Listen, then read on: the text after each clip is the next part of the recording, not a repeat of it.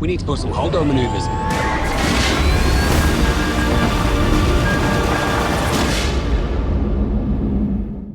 Someone's running away already. Okay, hello now. We're recording officially. Welcome. Thank you for coming to our panel here to talk about the Disney Plus series.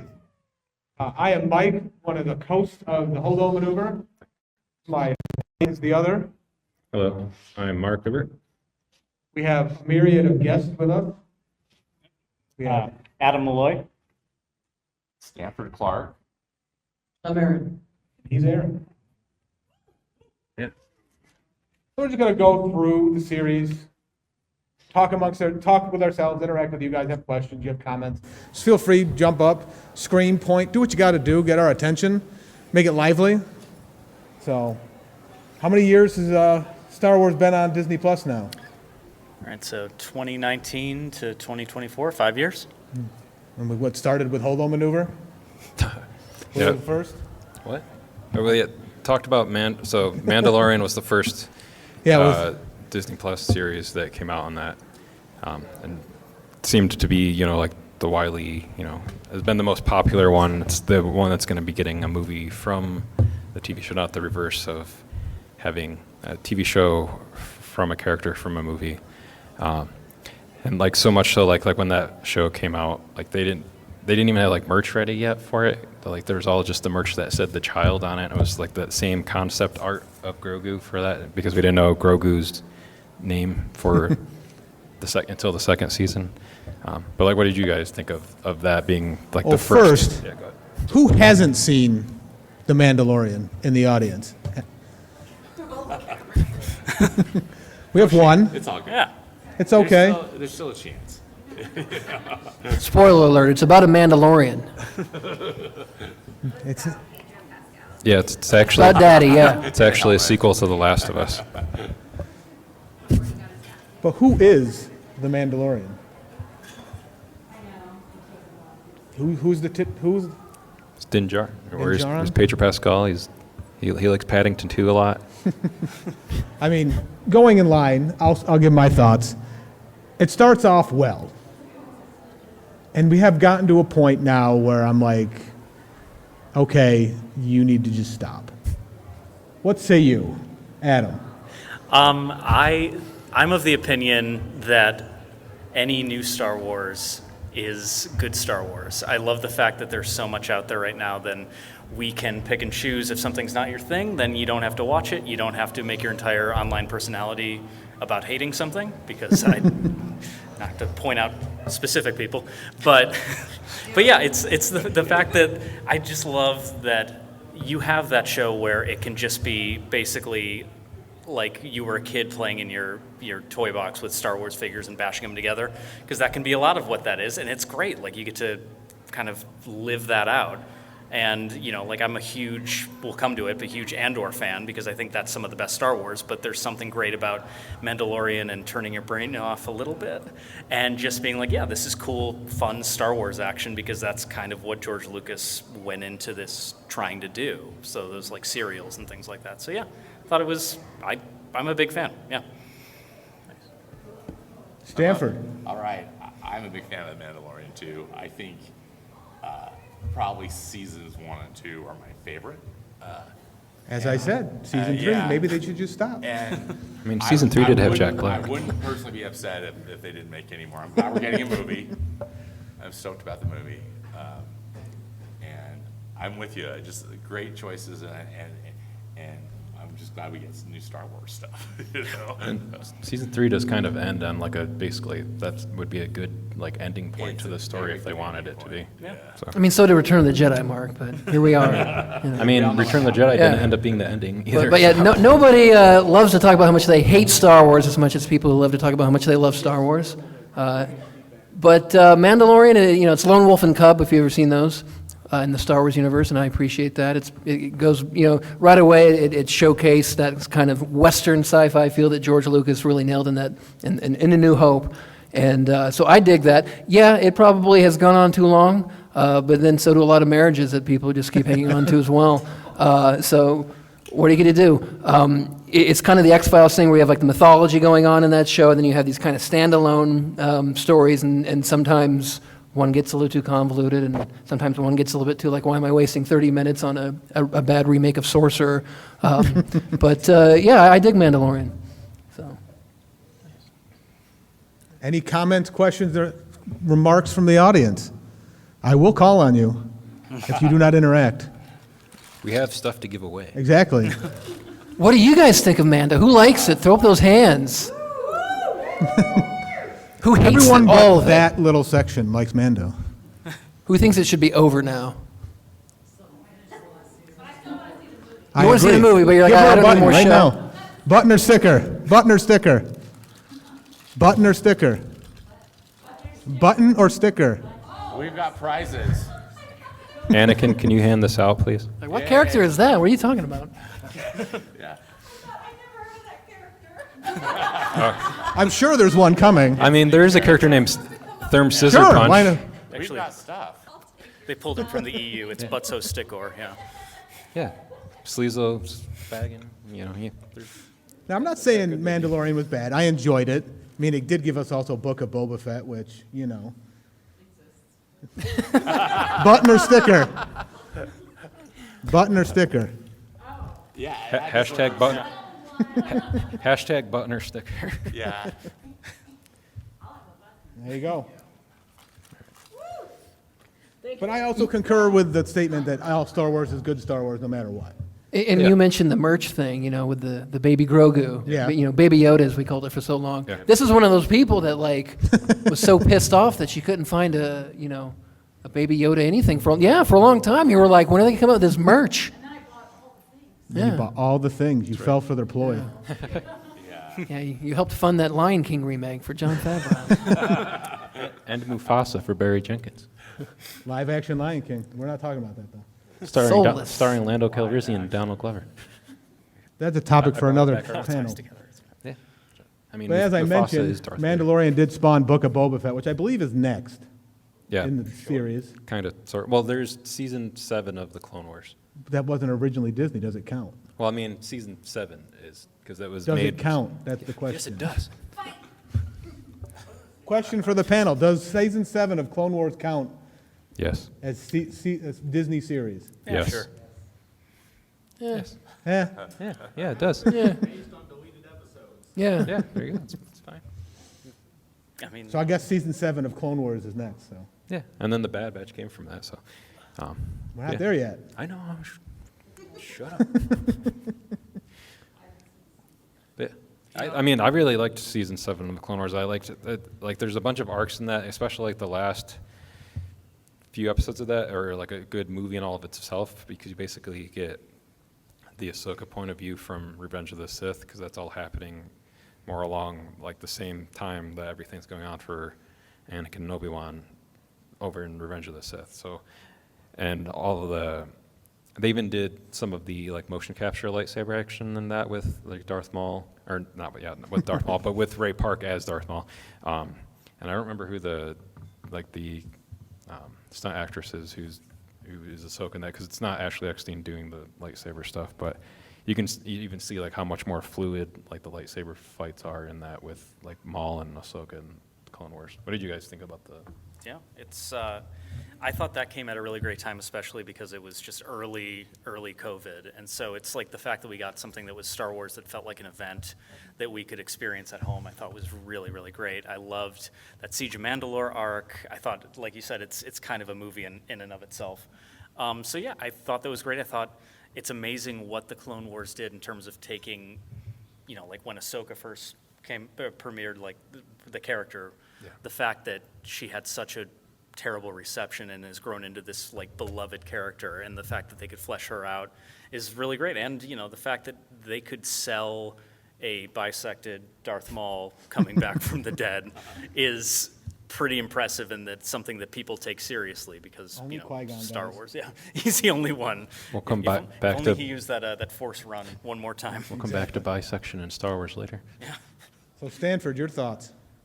You know, I can understand why maybe not everybody thinks that these new series or seasons of the Clone Wars aren't necessarily a Disney Plus show, but it's the only place that they were shown, right? Weren't they weren't available anyplace else. I was just happy for more Star Wars.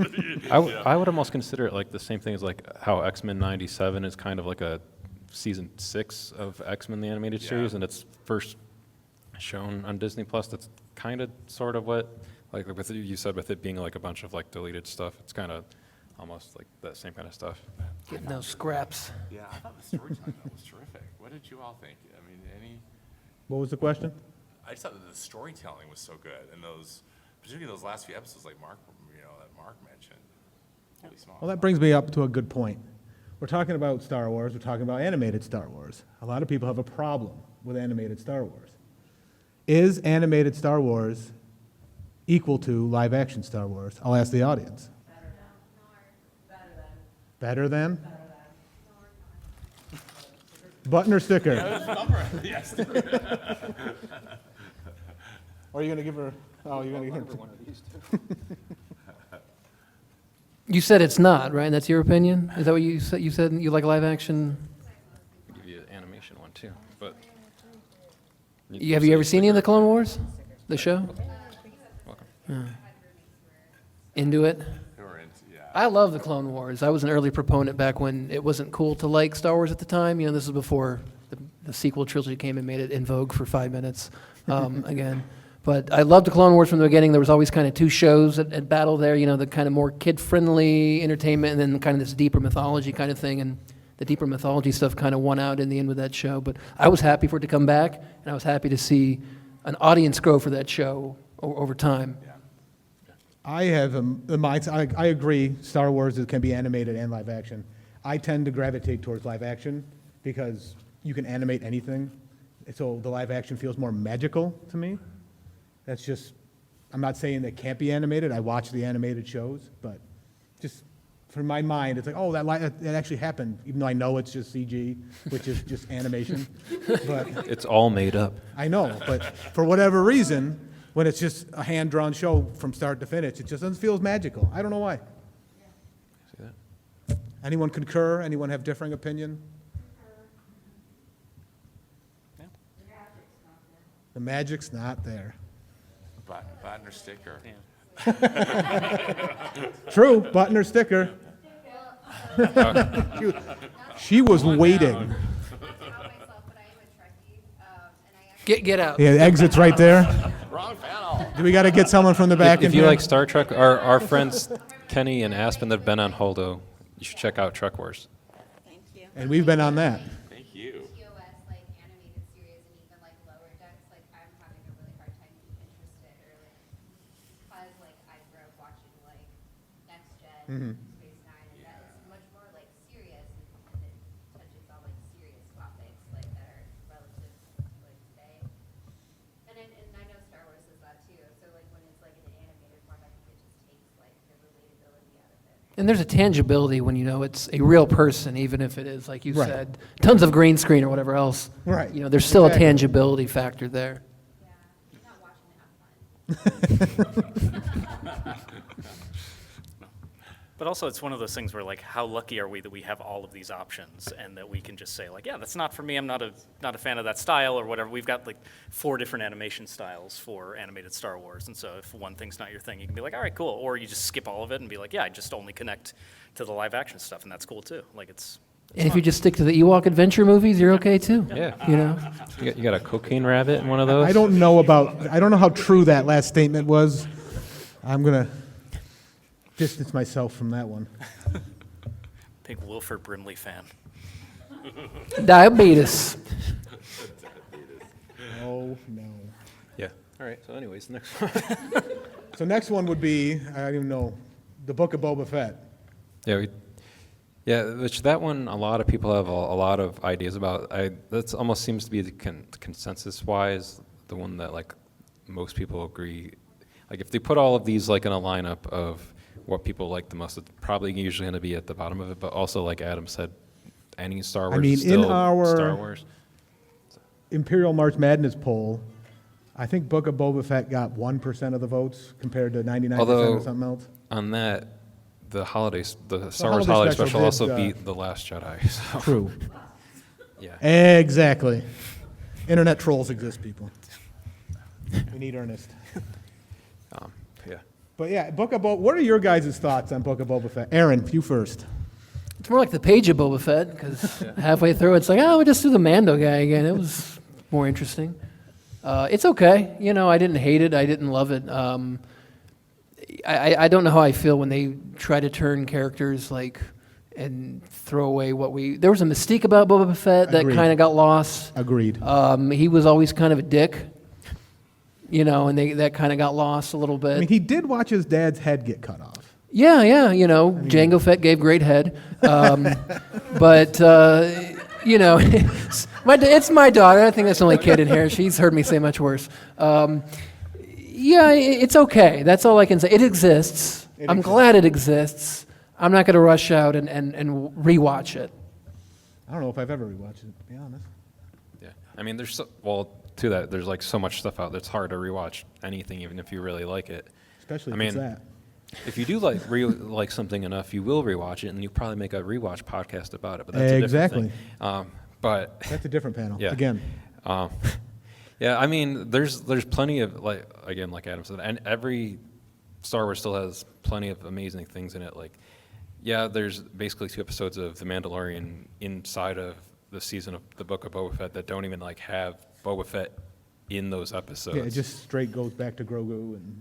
Yeah, and but I do remember there was, I think it was even at the tail end of season 2, it said, because it's part of, it technically is just supposed to be part of the Mandalorian. It's just you went to this offshoot over here with Boba Fett, because he's not really a Mandalorian, but he's kind of a Mandalorian, because his dad wasn't really a Mandalorian either. They just kind of are wearing the stuff. And there's just plenty of good things in there too. We had Kai Patterson on the show at one point, because we'll get to the Obi-Wan Kenobi show, but for some of the Disney Plus shows, he's kind of gone in the same way that Topher Grace has done re-edits of the prequels or so we've been told. Yeah, unless you're good friends with Topher Grace, you've never seen him. But Kai with that, he did these 2 edits, and if you look hard enough online, you can probably find them he did a volume 1 of the Book of Boba Fett that's basically all of the flashbacks from that, and kind of cohesively made into its own narrative backstory. And then there's a volume 2 of that's all of the stuff that's after the flashbacks, that's present day Boba Fett. So it was a cool way to riding Boba Fett. Yeah, like a bantha. It's a cool way to make it a little bit more linear and delineate those 2 separate things too. And I will say for Book of Boba Fett, it's the first show to make or to humanize the Tuskens. Yeah, the Sand People and the Tusken Raiders, because it shows that not all of them are George Lucas really hated them. So I mean, anytime, I guess every other time they've shown up, they've just been shown to be jackasses and stuff. But in here, they're like I said, they're humanized. They bond with him. They show him different things about help him to kind of recover from climbing out from the whole backstory that Patton Oswalt gives him in Parks and Recreation. But they show him how to put a lizard up his nose. As you do. I don't know. Boba Fett's one of those characters that the less you say about him, the better off he is, because he has that mystique. He's this gunslinger, but in reality, the guy sucks. Original trilogy Boba Fett does nothing, and he's an incompetent bounty hunter. They talk about the backstory for Return of the Jedi is that on the sandbarge, the reason he got taken out was because he was just hammered, which I kind of love. The fact that he was partying with Jabba and he just goes, oh crap. Which many of the drinks off hard, Luke gets the lightsaber, he goes, oh damn it. But so he's kind of this, he's the Mr. Magoo of Star Wars, where he's just stumbling and just falling into this success. So the his fact that was dented, wasn't it? The fact that Boba Fett they made the show about him, I'm of course it's gonna kind of diminish what he does, and the fact that he's he's supposed to be this badass, but it's well, now he's kind of a mayor or something, But so I think the less said about him, the better. But, you know, at the same time, it's like, yeah, we got a couple good episodes of The Mandalorian out of it. And Tamara Marston's really good as Boba Fett, too. He's great. And I feel like he, you know, I would love to see, like, more of him. But, you know, instead we got... He'd love to see more of him, too. Yeah. He does have complaints about the lack of him. That's true. In his own show. Yeah, but yeah, overall, I just think, you know, it was fine. Like, I had fun with it, aside from, like, the horrific, you know, deep fake Luke Skywalker thing that I have a lot of opinions on. But, yeah. We'll get there. Yeah, You're here. What are your opinions on deep fake Luke Skywalker? Terrible. That's not a lot. Just recast it, and Marc would be fine Well, with it. well, yeah, Like, even the dude that's this. I'm sorry, I can't recall his name, but the guy that like stands in for Mark Hamill, like supposed to be like the younger version of him, like already looks like young Mark Hamill anyways. yeah, like if the dude can act, let him do Yeah. it. Like it's. Or you can get Sebastian Stan too. He still Yeah. kind of looks like a like younger Mark Hamill. I think he would be perfectly fine with passing the torch along, because otherwise we're gonna just get creepy, uncanny valley, deep fake versions of actors forever, and I don't want that. And I thought Alden Hendrick was great in Solo too. And Yeah. like you don't have, it doesn't have, they don't have to look exactly like. They learned It's a suspension of disbelief. You know that it's a Yeah. different person playing the same person, and then you move beyond. That's why Don Cheadle's. Should we poll the audience on Solo, since you mention it? Sure, I like Solo. You like Solo? Yeah, I think that everyone learned, like the executives learned the wrong lesson from Solo. Like, just like oh, came this out recast thing doesn't work. I said, no, that's not what was wrong. Anyone out there like Solo? That was fun. I think Solo would have been a great silent You want a movie. pin or sticker? Silent movie? Like, you know, I like that movie. There's some really rad visuals in that movie, but obviously you can tell that there was two different competing filmmakers making this movie that they had to hodgepodge together. Then also, like, I don't need stupid crap like, what's your last name? Oh, you're by yourself. Solo. I'm like, I don't need everything explained. What's your I don't need favorite everything type of explained. cup? Yeah. Red. On red. I'm with you. I There you felt go. that movie was so schizophrenic, you know, and that was, I think, kind of its downfall for me. You Yeah. know, just because of those dueling filmmakers, and I almost wish we had To see one the of Lord and each, you Miller know, version. just Yeah. to see what a set of directors could have done. Although apparently most of that movie still is the Lord and Miller movie, just with slight Ron Howard touches made to it, I guess. Ron Howard, what a filmmaker. I've never, you know, he's never met a man he couldn't just, you know, try to emulate. Yeah. No style whatsoever, Ron. Although Bryce Dallas Howard has done some really great episodes of The Mandalorian. Yes, I Yeah. agree with that, yeah. We're talking about Ron. I know. But she's done episodes of Mandalorian. Family. All right, so after Book of Boba Fett, where do we go from here? Think What's it- next? I think that would be Andor at that point. Or no. Obi-Wan. It's Obi-Wan. I thought Bad Batch didn't come first. No. Well, I don't know. We can just do that as one thing, as that being the Okay. last thing, since the final season just aired. So I guess Obi-Wan. And what about General season 1 of Visions, too? Oh, are we, Oh, yes, are we Visions, including yeah, we can- all those? I thought we were just Yeah. doing like, okay. This guy's trying to race animation.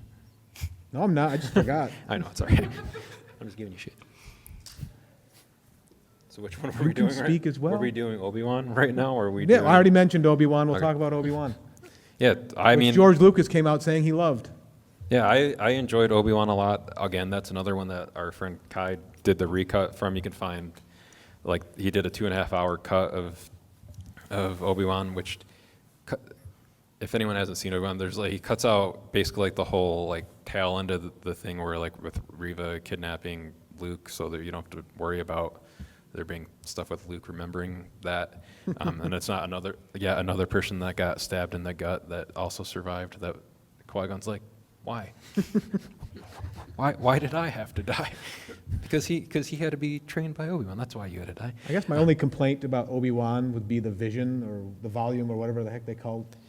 Yeah, that can be like hit or miss. So like we talked about that with technology and anything, whether it's like AI being used, and so where if it's used as a tool, it's good, but it can't be used as a crutch or be like that's what we're using to film all of this. Like how Mando has done some of that, and sometimes with the where Boba Fett kind of showed up for the first time in the Robert Rodriguez episode, and where they're filming a lot of it like on location out in California. You can tell that's not shot in the volume, but then there's also that episode of Book of Boba Fett that is the Return of the Mandalorian, which is really cool in the volume because there's that like tracking one shot where he like gets in the elevator, and because it's shot in the volume, he basically just goes into like a door, and like the whole thing with like filming anyways, that's usually just like doesn't do anything, but because of the magic of the volume, you're able to make it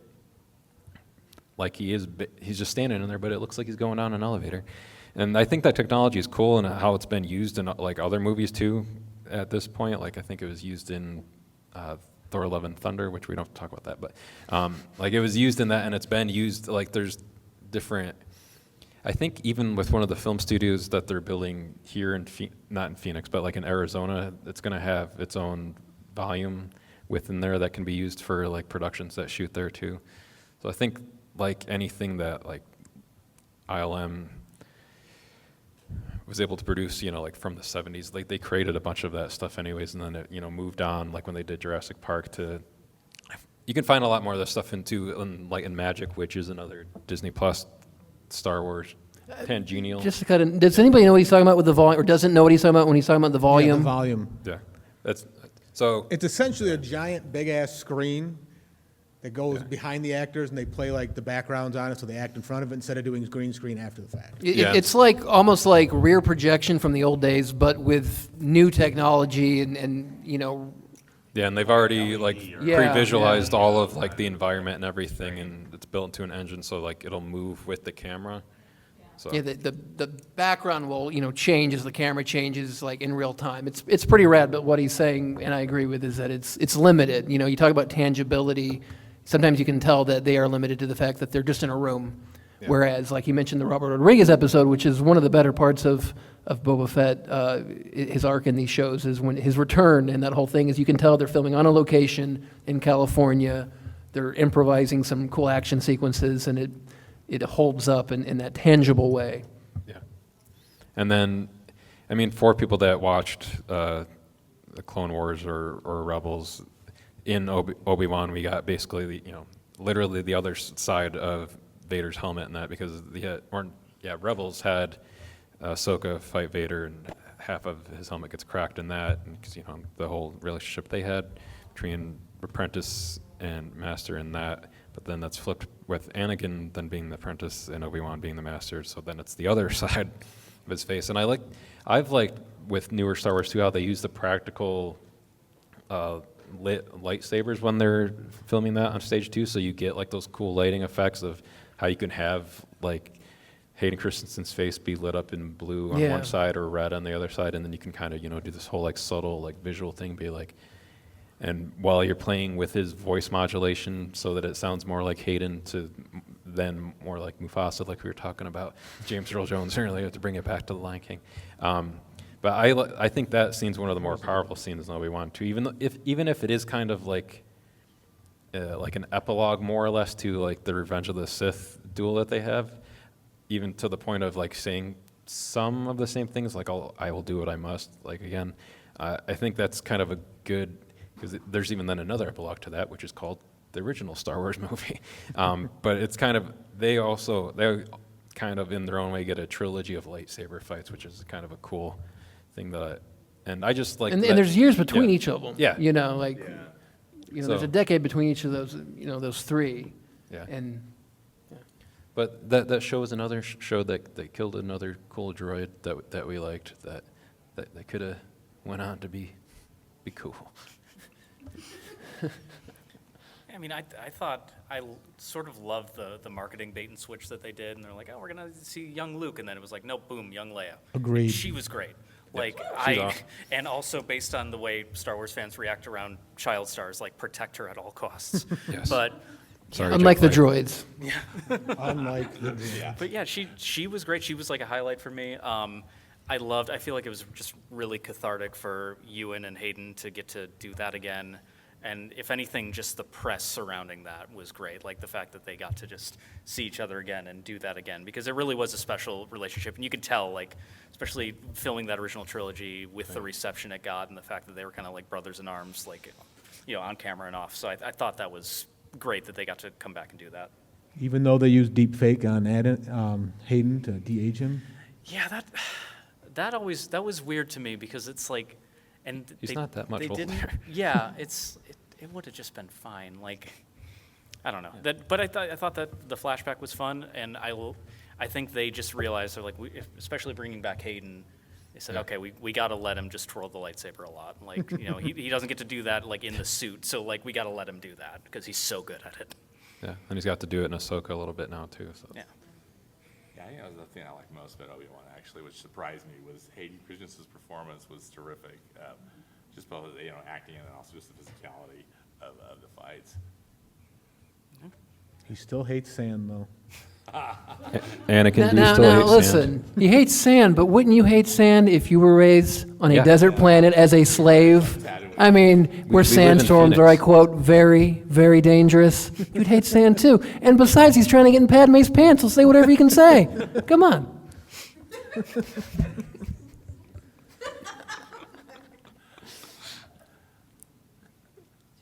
Just gonna awkwardly stare at your son the whole Yeah. time. What's up, Anakin? I guess we skipped over Visions. Well, at least for me and Stanford, we do Animation Fascination, which is an animation podcast we do together, which we have a panel for that tomorrow, so come to that if you like. And Collins has also been on Hold Maneuver. Hello, Collins. It's just walking in right now. I'm going to shame you for walking in right now. But, yeah, I think Visions is really cool. Season 1, I know my son has liked it a lot. I'm sorry that we keep calling you. I know you don't want to be called out and you like being invisible. But Volume 1 of that is all like Japanese anime. It's all Japanese studios that produce like these different episodes in that they're not part of like the Star Wars canon, but it's also cool to see just like culturally, I guess we'll do Volume 1 and 2 together. Like culturally between like Volume 1 is like all Japanese anime, but then Volume 2 is like a bunch of studios from around the world. So you can just see like how Star Wars culturally has touched different people all over the place, whether it's in like the UK or India or China or I don't even remember where like obviously all of season 1 is Japan, but Ireland. yeah, Ireland has like Cartoon Saloon who's done like The Secret of the Cows and stuff. So that one looks cool because it all looks like it's like a stained glass like window like animated, and then the Aardman animation in Volume 2 is cool because it's like, hey, what if Chicken Run but Star Wars, or like Wallace and Gromit but Star Wars? Yeah, so Now, with Visions, I enjoyed the stories they told, but a lot of the time it just was used to showcase the studio's animation style. I'm And so fine you with didn't that. have, which rightfully so, whatever, but it just, I was looking for the story, not so much the animation style. so much the style, So yeah. it kind of lost momentum, and like, there's only like a handful of things. That's like, oh, that's a great story. The other one's like, okay, that was cool, but what did you tell me? A little style over substance sometimes. Right. Yeah, I agree. I loved it, but I'm just kind of an animation slut, so I was happy. Animations. I think it was. I thought it was cool that just because George Lucas took all this inspiration from other genres and Kurosawa and everything, like the fact that you got to kind of turn that around and you got all these different styles, with the Star Wars influence. So, it's again, that wasn't like something I was super excited about, but going through it, I was like, oh, this is really cool because you just get to see Star Wars in a style that you'll probably never see again. But yeah. like I said, we've got like 3 or 4 different animation styles for just the mainstream shows, plus all of these different animation styles in Visions, which I thought was fun. So. And there's a lot of stories in those that I would actually like to see continuations of, like where those like they end, because there's lots of potential like for like where a lot of them just end. And you're like, but I want to see more. Yeah. Which is good that if you're watching that and you're just like, good, it's done. Right, rather I don't want to watch it. I mean, Opposite there's of some of them Mando, were where you're like like, that. oh, maybe it could be done now. Yeah. right. But Now, the more we sit here and talk, the more you kind of realize we grew up, us up here, I can't speak for everyone, with a George Lucas vision, since we're talking about visions. Disney bought it, and now we have so many different visions trying to come together to fulfill the vision that George Lucas created. And that seems to be the major problem people have with Disney's Star Wars, is it's not the singular vision anymore. although to be fair, I don't like even the original trilogy wasn't like a singular vision. It's still attributed Yeah. to a singular. Well, because everyone also always thinks that 4, 5, and 6 were like planned out from the get-go, where it was like No, they were not. yeah, it's like and then what if they were all directed by the same guy? Well, those 3 weren't all directed by the same dude either. Before and- Lucas made Empire, Yeah. He was trying to re-release THX 1188. And Fox was like, no, we want more Star Wars. We'll give you money for that. And that's what brought Empire about. And we also got this from George Lucas as well, too, which will have some trivia later on if anybody wants to win at this copy of Howard the Duck on Blu-ray. Howard the Duck is great. I don't care Yeah, what anybody it is says. great. It's Leah Thompson yeah, Leah superiority. Thompson. Yeah, Leah Thompson, Caroline in the City. What? Caroline in the Yeah, City. bet you didn't think you'd get a Caroline in the City reference at a Star Wars pad. Collins, you just watched Howard the Duck, didn't you? Or you said it sucked? Yeah, yeah, Not I to put remember. you I on the remember. spot, but what? Oh, man. Anyways, but yeah, and Andor was the next one after that, which I think is probably the most critically well-received one, and a lot of Rightfully people so. will say because it's the one that feels the least like Star Wars. But Star Wars Everything doesn't- is Star well, Wars, yeah, and nothing is Star Wars at the same time. that's the first one that also doesn't have any lightsabers in it too. But Star Wars doesn't have to just be lightsabers. It can be ideas. It can be all these other things. And I think Andor is like one of the great shows that's come out too. It's cool too because it's not necessarily like even like Cassian is like a secondary character in Rogue One. So he's not even like the main character of that. But then you're able to encompass this whole show around him and give him like a great backstory. You see all these other characters in there that have like these different things that are going on. You got Cyril, who loves cereal,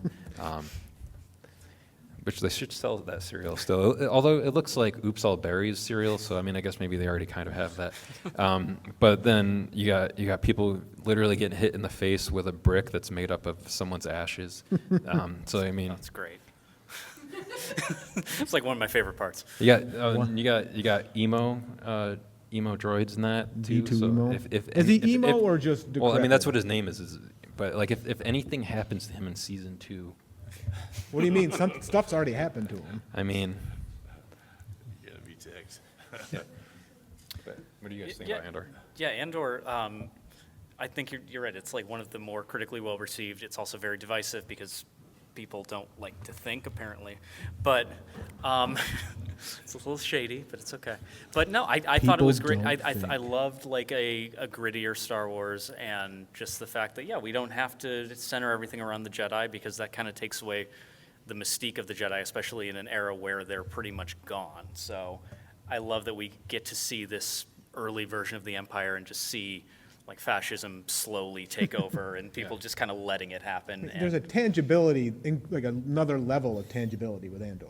yeah. Everything that just one's felt also like not shot in the volume either too. what? That one's not shot in the volume either too. True, but it just felt like they took slice of life here, Star Wars it up to make it relatable, and it helped it. Didn't hurt it, in my opinion. I mean, I think it helps that Gilroy doesn't really care about Star Wars. Yes. Right. I don't know if anybody knows the whole story with Rogue Yeah, he's One like being not all romantic about it. crappy production, and he had to come in and basically reshoot a bunch of stuff. But it's interesting that the guy who gets no credit on Rogue One, even though he did all this stuff, gets to do the show. And, he's been on record of being like, yeah, Star Wars is just a movie to me. And I think And it helps. the fact that he doesn't find it holy helps. And he's like, yeah, I'm not doing what all these other guys did. I'm doing what interests me. You know, Right. he's like, this is a war film. This is, this show leads into this kind of, more serious, grounded, Apocalypse Now, Great Escape movie. That, it's totally different than everything else that's on there. And it's not like a big cameo fest. He's not precious about it. He's not like, oh, it's Max Rebo. And he's like, who? I don't care.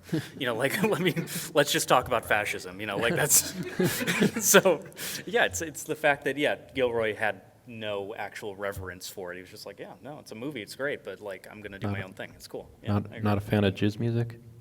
I love it. Big Jizz fan. God, that's a sound bite. That's just, This Mike, can you storytelling capture thing- the time stamp that was at so we know? You have a timestamp right in front of you. I just thought the storytelling was fantastic in Andor too. Just terrific series, and so I just enjoyed being in the Star Wars universe, but not. I mean, we were, but it was just such a different type of thing. I thought it was tremendous. And it kind of plays into what Visions was doing. It's like not specifically about the Jedi. It's about everything else in Star Wars. Yeah. So And then we have season 2 of that coming out next year, I think. Which, like, season 1 was like they kind of.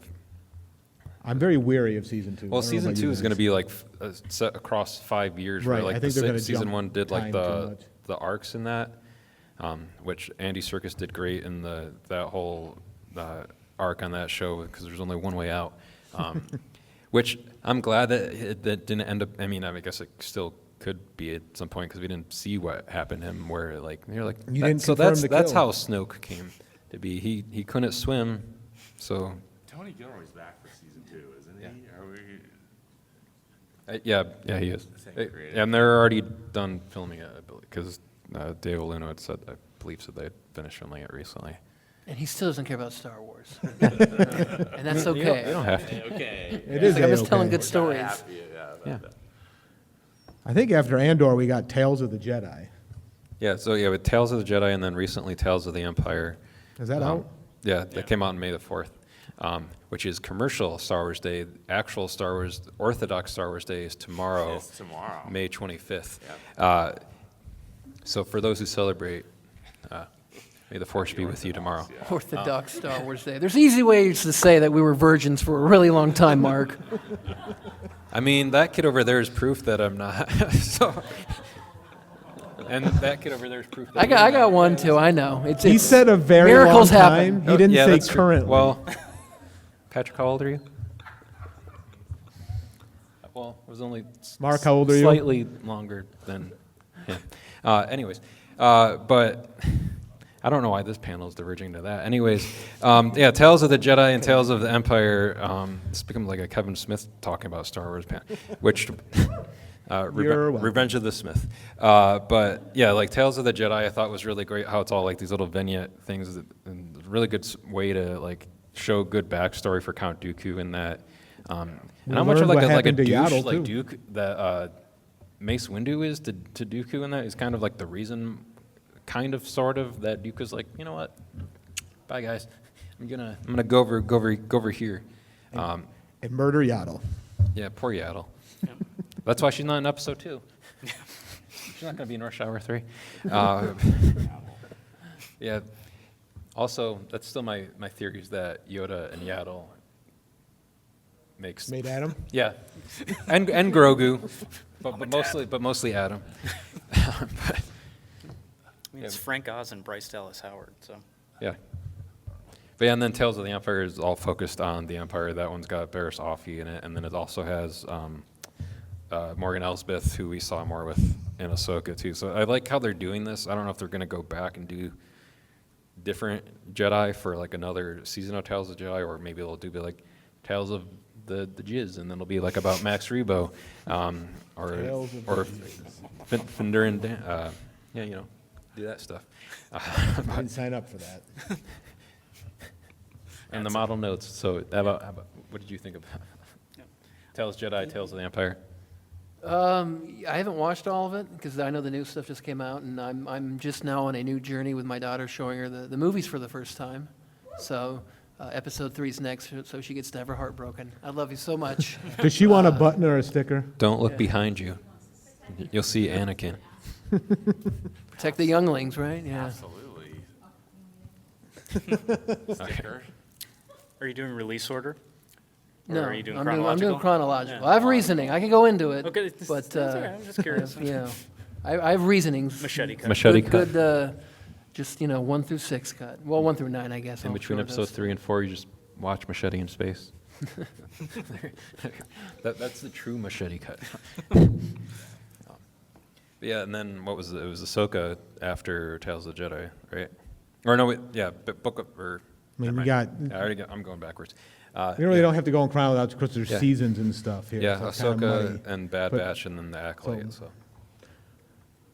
Yeah, so we have Ahsoka we can talk about next, which having never watched Rebels, I didn't think I missed anything because the first 6 episodes of Ahsoka were just Rebels again, Yeah. in a way. Is there anybody that watched Ahsoka that hadn't seen Rebels?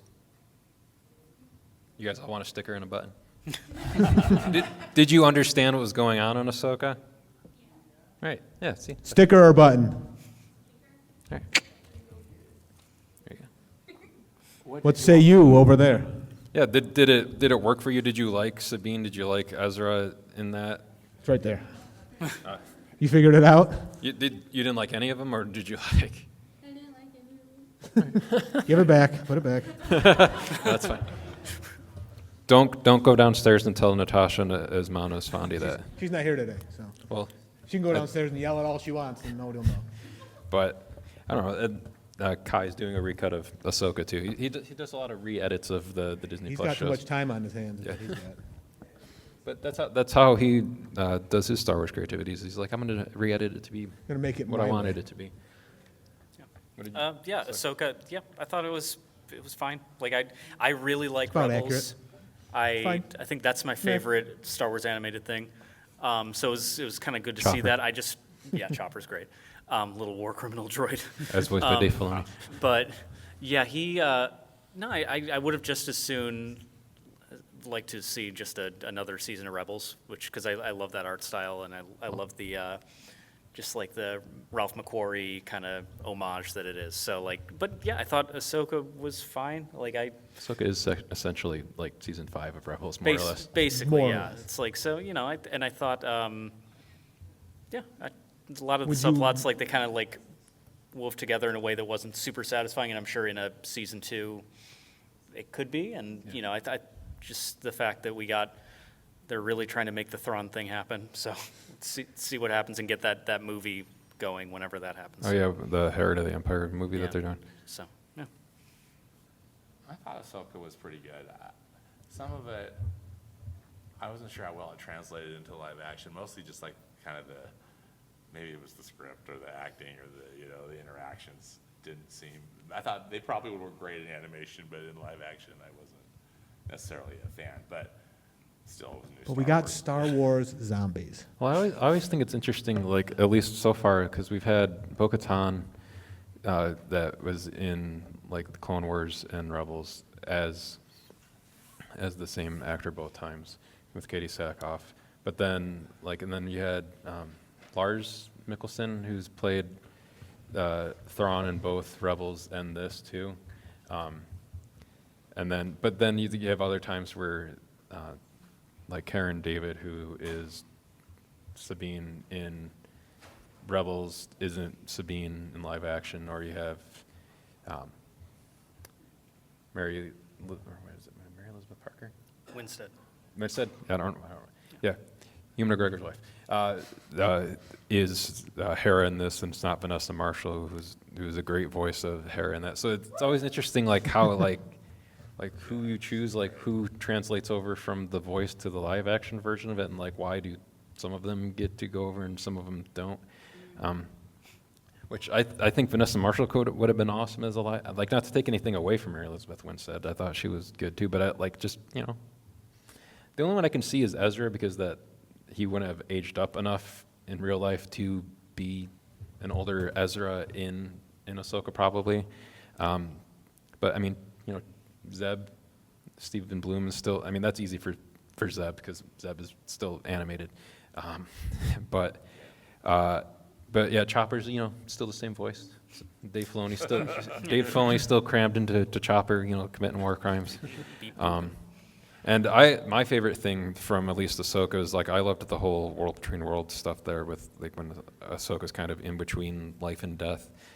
She has That was the whole visions with basically Anakin helping her kind of to still learn another lesson about, and kind of it was almost like a therapy session too. She's coming to terms with the fact that she was a child soldier, which is even brought more to the point when you have Ariana Grandblatt as the same age Ahsoka that we see at the beginning of the Clone Wars movie, and then she translates eventually into Rosario Dawson in there. You can just see how young Ahsoka is in that, and then you're like, wow, that she was young in the Clone Wars, but then seeing someone that actually looked like a child playing Anakin. I mean, not playing Anakin. That's Jake Lloyd. Playing Ahsoka, really brings another metric to it. And I thought they did a good job of also, making Hayden look kind of like the Clone Wars era version of Anakin in there too, and they did a good job of that. Was a really good use of the volume with using it as like the world between worlds, and then kind of using it as like that vision space of like the flashbacks of like the Siege of Mandalore or just like the first Ryloth fight on there too. So I thought it was able to use the volume in a good way, like as a tool within that, as opposed to like sometimes maybe where it's not. Also, my hot take is that's Hayden's best look, like Clone Wars the Anakin. shorter, Yeah, a little mhm. bit. Yeah, it's great. 70s hairstyle and everything going on. Yeah. I liked Ahsoka. It was okay. I love Rebels and Clone Wars a lot, so anything more from that is good to me. Not everything translates to live action. I know the characters translate as well, but I like seeing those characters and getting some answers to things that we didn't have answers to. Just seeing those things in live action is fun. Like going back to earlier stuff, like seeing Cad Bane in live action. I became a jizz whaler, if you know what I mean. Just seeing that was pretty sweet. But yeah, Ahsoka, I liked it. Yeah. Tissues are under the table. I guess we round off with Bad Batch. Yeah, Bad Batch final season, just this past year. And like all of like the animated series too, where it kind of like grows up with its audience or a little bit, or like it'll age up consecutively with each season of like how Rebels started off, or was like geared at a very young audience, and then as it, each season was a little bit more darker and darker to that. But it's also it's not treating kids like they're not smart, which I like too. It's like it's just basically, this is a story. It can be good for an adult or a kid to watch, and it's not talking down to it.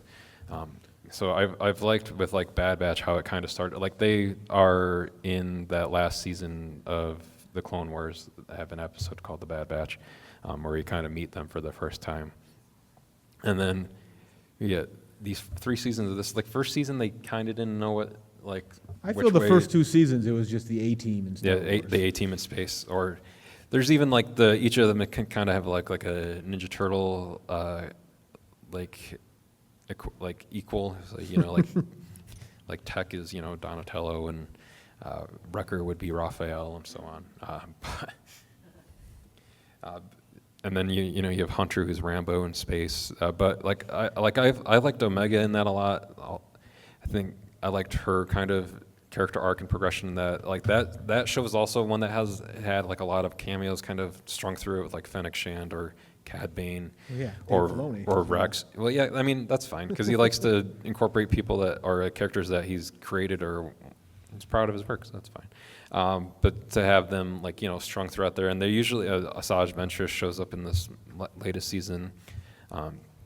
So I think it's interesting to kind of like lay the paperwork for stuff like that too. You have like the Necromancer protocol that we like More heard. zombies in Star Wars.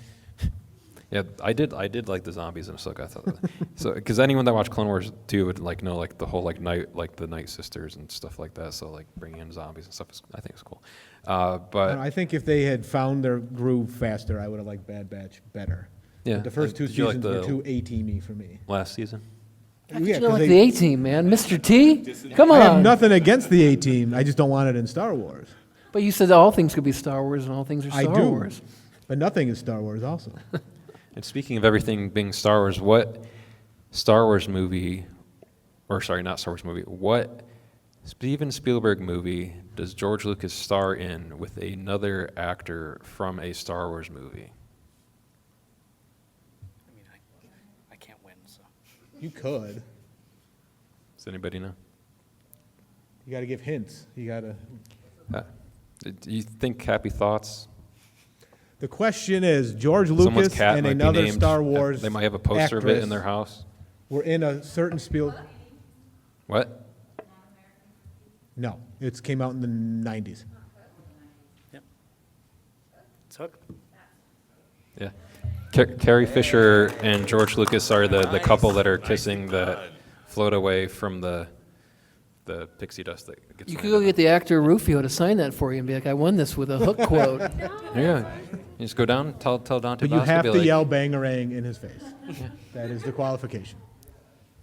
Yeah. You want to mention Young Jedi, the cartoon, or Lego Christmas vacation? I don't know. We don't have to do There's this. a ton of Lego programming, right? Lego Yeah, Star Wars. and they're a lot of fun too. They're like Weird Al, Scarif Beach Party, and that because.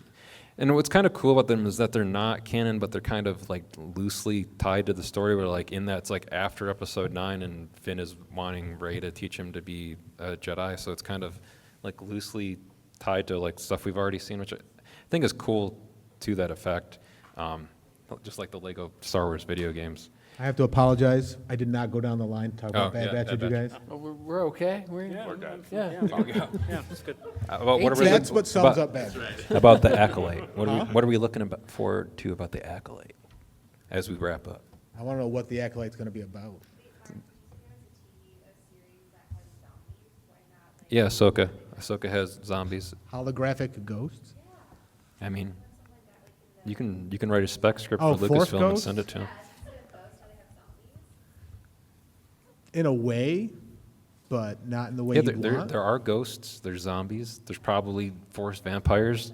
Chewbacca's kind of a werewolf. So, Kind of. I mean, there's Frankenstein's. I mean, Darth Vader's essentially Frankenstein's monster. Jar Jar's creature from the Naboo Lagoon. The blue. It all fits. I don't know. There's going to be like a living being that's going to pass away. They're going to come as like a very pretty ethereal, like not a zombie. Depends if Unless you're in the Sith. Yeah, it depends. If Unless you're in the Jedi. Sith. I mean, there could be Sith Force ghosts. We don't know. Yeah. But for Acolyte, I'm just hoping it's just a continuation of good storytelling. Yeah. That's my basic hope. I don't want anything fancy. Just tell me a good story. Don't try to get weird with it. Yeah, and I'm mostly looking forward to it, mostly because I like Manny Jacinto, because of Jason Mendoza on The Good Place, and I'm looking forward to seeing him in more stuff. So, also Carrie Fisher doing Force Foo, as it's been called online now too. I'm looking forward to that, and just Who? Carrie Ann Moss.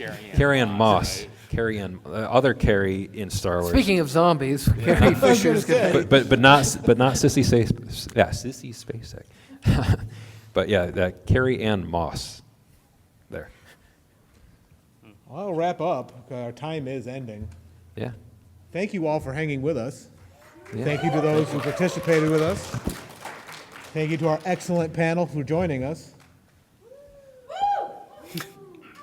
I don't need to be on camera. Nobody needs to see me. There you go. Anyone questions? Any comments? Any Concerns? retorts? Guy in the middle's really hot. That's between you two. Has nothing to do with Star Wars. It is. He's wearing Star Wars. You have It's true. anything you want to say? Thank you. That's it. You were You're supposed hot, to say thanks. I know. That's all right. But yeah, thank you for coming to the Holdo By a Maneuver round of panel. applause, who thinks Adam should buy a lightsaber today?